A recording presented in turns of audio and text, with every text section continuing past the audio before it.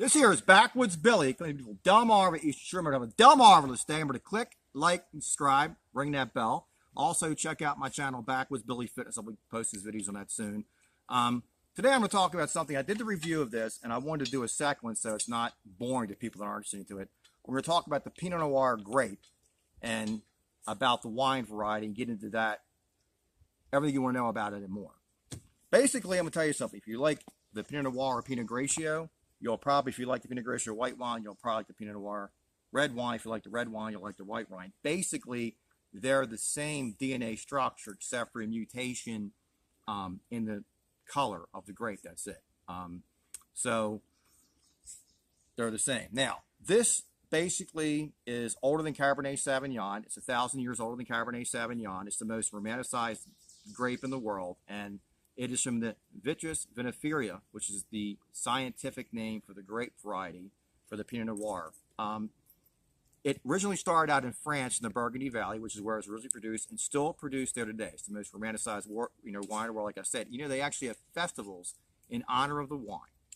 This is the 10th most planted grape variety in the world. The most dedicated followers to this wine in the world is the Pinot Noir. It's also, if you're going to have a party, serving a Pinot Noir and a Merlot are the two safest red wines to serve at a party, where a lot of people coming there that you may not know their tasting notes will probably like those wines. Now, the word Pinot and Noir basically is derived from two French words. Pinot meaning pine, Noir meaning black, the color black. And it refers to the pine cone, as you can see here. Only I could find it wasn't destroyed. There's a ton of them on the ground. We're by a ton of pine trees on the property. But you see the tight structure. Look at the grape there. It refers to the fact that the grape basically has a tight pine cone structure to it. And Noir meaning black, the grape is a black grape. Now, when the grape is produced and it's to be aged 10 years or more, what the wine producers do is they grab the whole stem, the whole bunch, the cluster, and they produce it that way by adding the stems into it. Produces more tannin notes, and this gives the wine a longer runway or a longer shelf life. In essence, the color notes to this are referred to as the robes by wine aficionados, and basically it's robed because of this. The wine starts out darker, and as it ages, it gets lighter in color throughout the time. Now, when I say tannin structure, astringent notes, like anybody, we talk about beer astringent notes. If you put a tea bag in your mouth and suck on it, it's the kind of what you're going to get to. You're going to feel it like on the sides of your mouth. It's like an astringent note what the tannins give you, and as it ages, that mellows, but it allows the wine to age. This tends to be a lighter red wine than other red wines out there. We're going to get into the glassware in a minute. Now, you'll note when I did the review, like I'm doing right now with the wine, I've actually put the wine in a bigger glass, and you'll see that it has like a fishbowl shape to it, if you will. And the idea of the wine glass is that it allows the aromatics of the wine to come out more, the tasting to come out more. You always want to use a clear glass so you can see the color. And again, we're looking at, a ruby red color, and you got some lighter red highlights to the wine. And you're going to get notes of this. You're going to get like cherry notes. You're going to get strawberry notes, light plum notes to this. Now, in France, here's a little difference. That in the Burgundy Valley, you're going to get the dark fruits like your dark cherry, your red cherry, your boysenberry, your blackberry, your raspberry, your blueberry notes. And Kent has some strawberry notes, but typically strawberry more in the countries. With that, you'll get truffles, you'll get fresh mushrooms, autumn leaves, gravel, and savory spices. So in other regions, like with this wine is from Chile, in the Southern Valley, typically grown in valleys, in the Burgundy Valley, in California in the valley, Oregon in the valley, United States, the Russian River Valley, Champagne region. The idea is the wine tends to do better there in loamy soil, in conditions where it's slightly cooler, but it's not get too cold for the wine. Also, when they harvest it, they tend to do it at night and produce the wine in the morning so the grape stays cooler.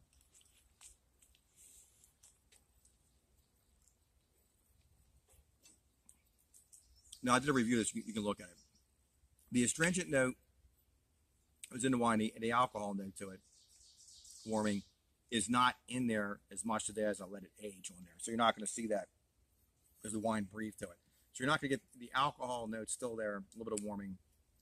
And this is not that high of an alcohol. I know 12.5% alcohol by volume. It's about 120 calories per 5-ounce glass, or about 1/10 of a gram of protein. So this is a healthy wine to drink for you.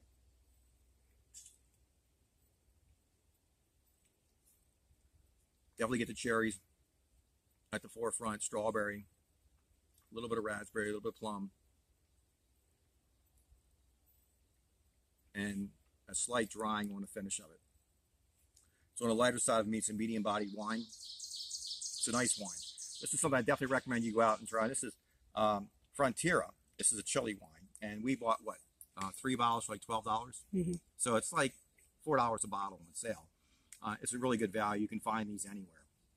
One of the bigger producers in chili wines. Now, it's the 10th most planted grape variety in the world. It's the hardest grape to grow, and because it was so popular with the Romans, when the Roman Empire fell, the Catholic monks from that time took over the fields. And what they believed is, because it was such hard work to get this grape to do well and then produce the wine, it was a thing of love for them. And they believed by doing this hard labor that it brought them closer to God. Like we went to Jamaica, what Jamaicans believe. The higher they are, the closer they are to God. So they did a lot of work and tilled the fields. And they were the first ones to do something that was called a farm report. But they did the growing season report. They're the first ones to do this. It's still done today. And it's, your wine producers, whether it be the growers or winemakers, they rely on this very heavily. So they have an idea if the grape did well or it did bad in the season. So they refer back to notes about the grape for that vintage year. So to me, it's a very important note to note on it. So if you haven't had the chance, and if you're really interested in this, I hope this helped you to learn a little more about the grape variety. And if you're not interested in this, obviously the other video is a lot shorter in length than this is. So there was a movie dedicated to this, I believe it was called Sideways, to the Pinot Noir grape. It is the most wine enthusiasts that love this grape. They cultivate to this, and they're a cult following for the Pinot Noir. So like I said, if you like this, try the Pinot Grigio, and you've seen a lot of people love the Pinot Grigio. If you love that white wine, you'll probably love this red wine. It's a Backwoods Billy, 2 thumbs up. Remember to click, like, subscribe, and have an awesome day, guys. Refer this to your friends, family, and coworkers, and have a dumb marvelous day. Yay! What? Oh yeah, I want to say Happy Memorial Day, and this is to anybody that served our country, the Coast Guard, first responders, military. Thanks a lot for your service. I'd like to thank anybody that's currently in the military for your service and pray for their safe return. Have an awesome day, guys.